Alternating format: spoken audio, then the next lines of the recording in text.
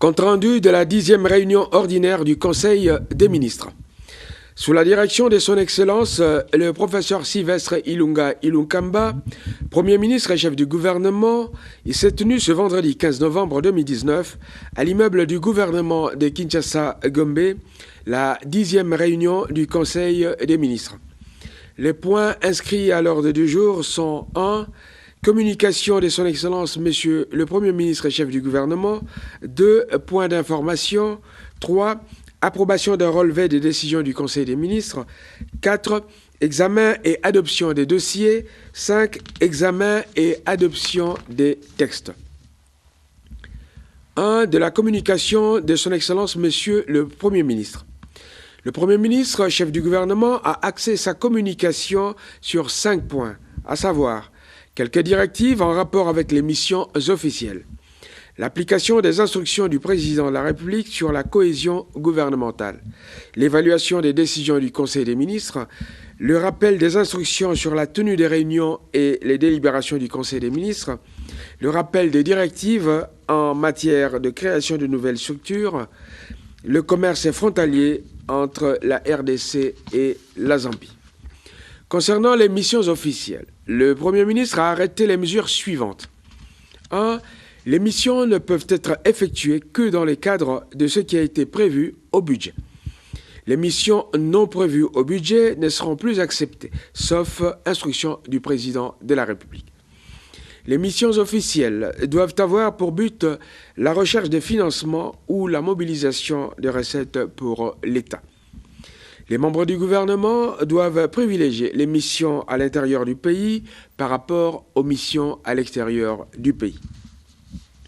Concernant l'application des instructions du président de la République sur la cohésion nationale, le chef du gouvernement, paraphrasant le chef de l'État, a rappelé que lorsqu'on entre au gouvernement, on n'a pas de couleur politique parce qu'on se met exclusivement au service de la nation dans l'exercice de ses fonctions. Le gouvernement doit être, dans l'environnement actuel, l'amortisseur des tensions et non le relais de celles-ci. La coalition en place est le choix que le peuple congolais nous a imposé à travers les élections. La classe politique, et le gouvernement en premier, doit s'y habituer en privilégiant les mécanismes de sa consolidation tels que recommandés sans cesse par le président de la République, chef de l'État, son Excellence Félix-Antoine Tshilombo Tshisekedi, et les sénateurs à vie, son Excellence Joseph Kabila Kabange, autorité morale de FCC.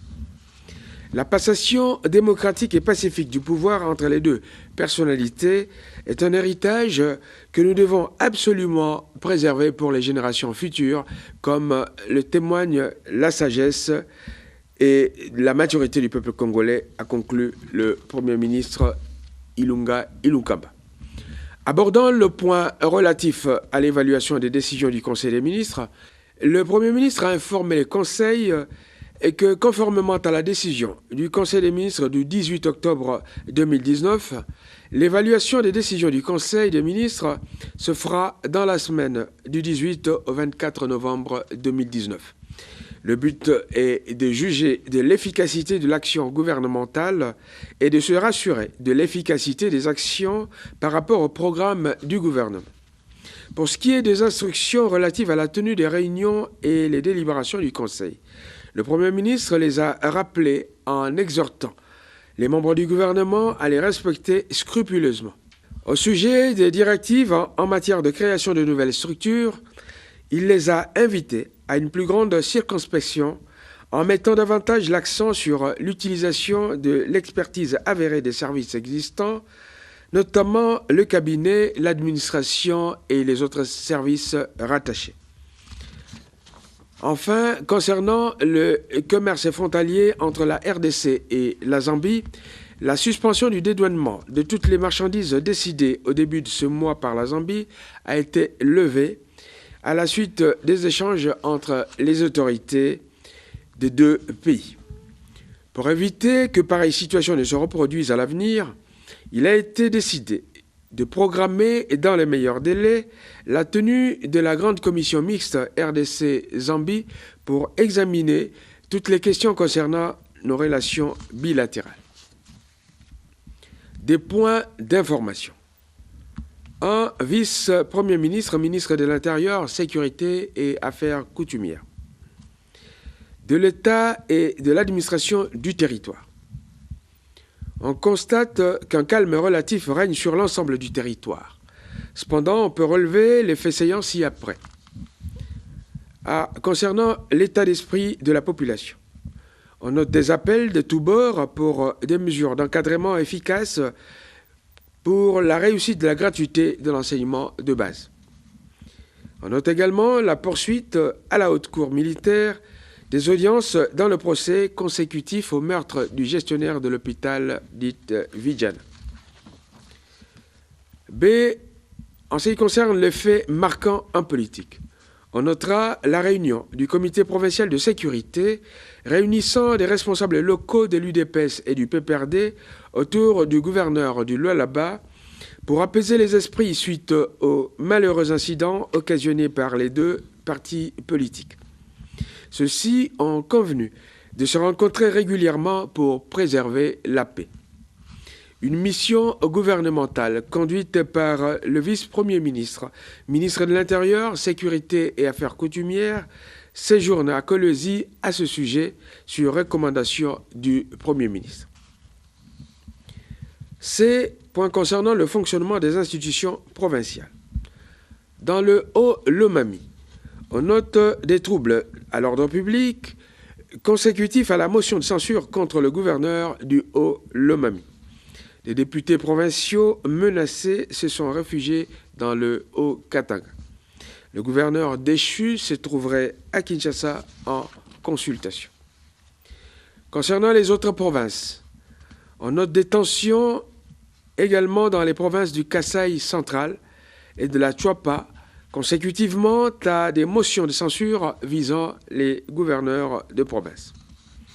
Dans le Maïndombe, des députés provinciaux conditionnent l'examen de l'édit budgétaire au remplacement de l'administrateur du territoire défaillant à leurs yeux. Au plan sécuritaire, on note la récupération par les FARDC des localités sous contrôle des groupes armés dans l'Est de la République.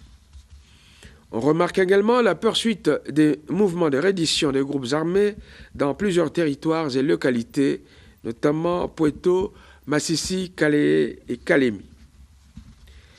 Un groupe d'inciviques non autrement identifié a volé des effets militaires du poste de police de frontière PNC situé au beach Ngobila à Kinshasa-Gombe. Des recherches sont en cours pour retrouver les auteurs. Au plan justice et criminalité, on note plusieurs blessés et des cases incendiées dans le territoire de Katanda, dans le Kasaï oriental, à la suite d'un conflit frontalier entre les Bena Mwembia et les Bena Nchimba. Situation aux frontières. On note la poursuite des mouvements de retournées volontaires et d'expulser aux frontières Kamako, dans le Kasaï, avec l'Angola, et Yemalingoyo, dans le Congo central, avec l'Angola. Les mêmes mouvements se poursuivent à la frontière avec le Burundi.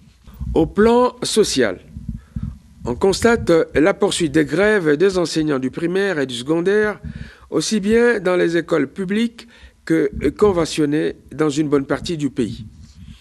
Il y a donc risque de perturber le calendrier scolaire. Les revendications portent en général sur la prise en compte et le paiement des nouvelles unités et des non-payés.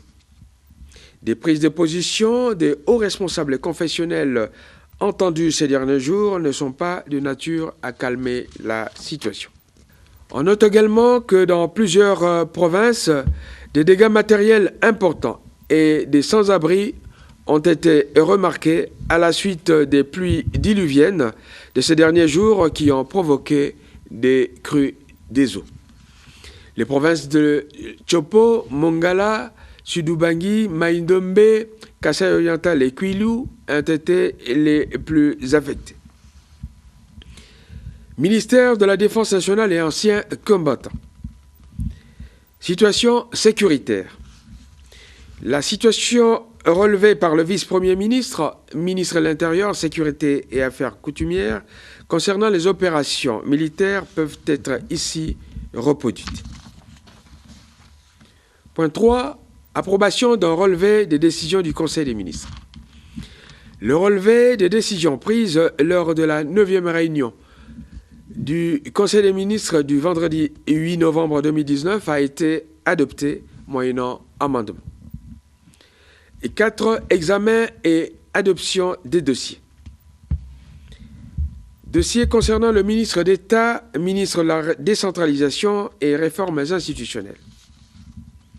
Le dossier concernait l'organisation du 2e Forum national sur la décentralisation.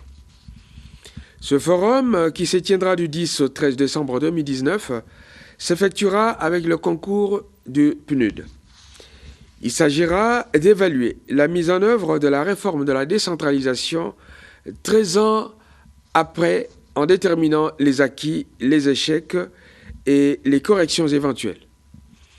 Et ce, en vue d'assurer le développement du pays à partir de la base. Il y a lieu de noter que la non-organisation de ces forums priverait la RDC des possibilités de financement des forums à venir. Après débats et délibérations, le Conseil a adopté ce dossier. Concernant le ministre d'État, ministre du Genre, Famille et Enfants, il s'agissait de l'organisation du Forum des ministres des genres et de la famille de 12 États membres du CERED-GL à Kinshasa au mois de décembre 2019. L'examen de ce dossier a été reporté en l'absence du titulaire du poste. 3. Ministre du Commerce extérieur. Il s'agit du projet de modernisation de la foire internationale de Kinshasa, FIKIN en sigle. Présentant le dossier qui a déjà été débattu au sein de la commission permanente ad hoc, le ministre du Commerce extérieur a commencé par rappeler que la foire internationale de Kinshasa, FIKIN en sigle, établissement public ayant pour objet, entre autres, l'organisation des foires provinciales, nationales et internationales, est dans un état de délabrement très avancé. Quant à sa gestion, elle ne semble pas satisfaisante.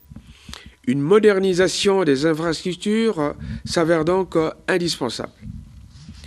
Parmi les raisons militant en faveur de cette modernisation, il y a le fait que ce site figure parmi ceux retenus pour les Jeux de la francophonie de 2021. Après débats et délibérations, le projet de modernisation de la FIKIN en recourant au partenariat public-privé a été adopté.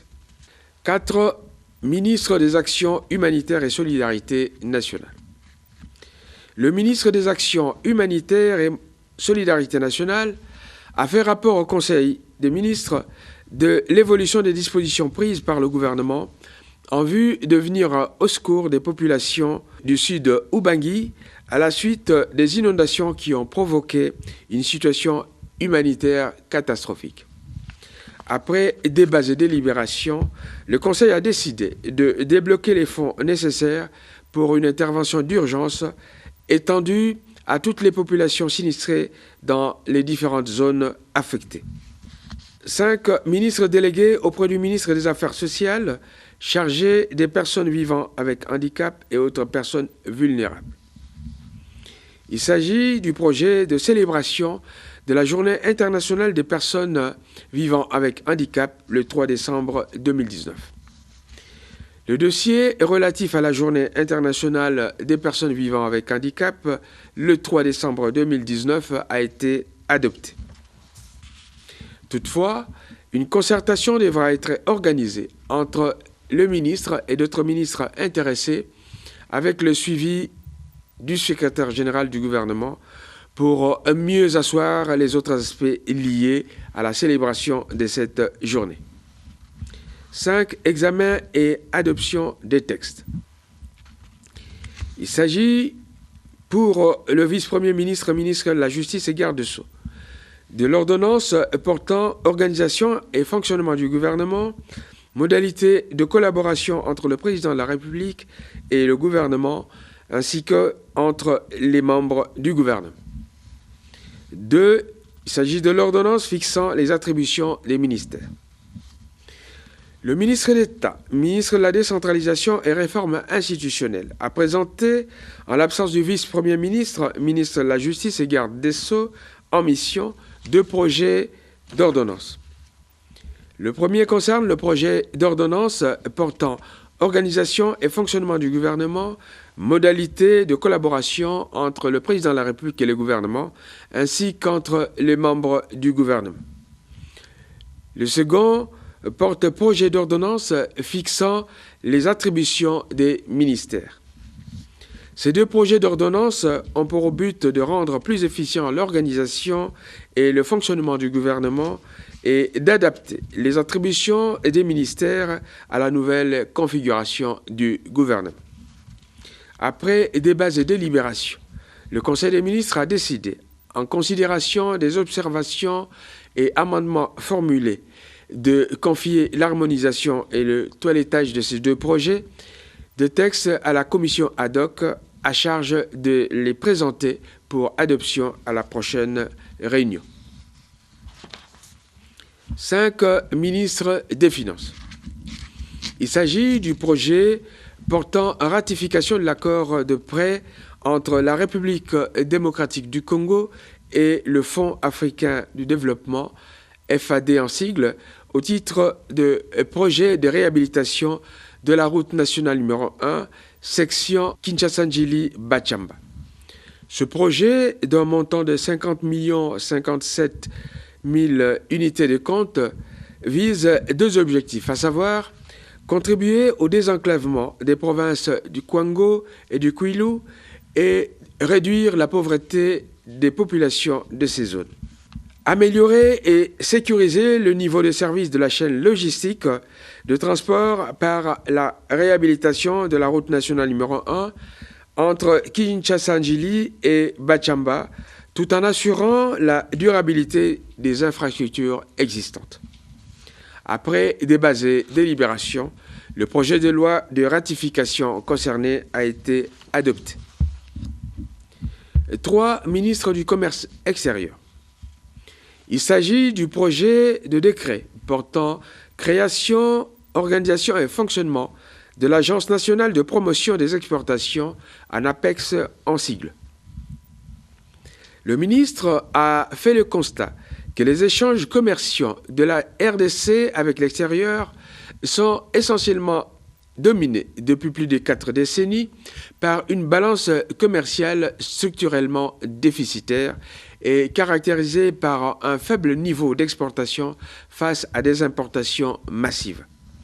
L'enjeu de la création de l'ANAPEX est de disposer d'un outil permettant au gouvernement de mettre en œuvre des stratégies efficientes d'exportation tout en assurant la participation de la RDC de façon active au commerce continental et mondial. Après débats et délibérations, ce projet qui avait reçu l'aval de la Commission interministérielle permanente des lois et règlements a été adopté. Commencé à 13h30, la réunion s'est terminée vers 19h10. Je vous remercie.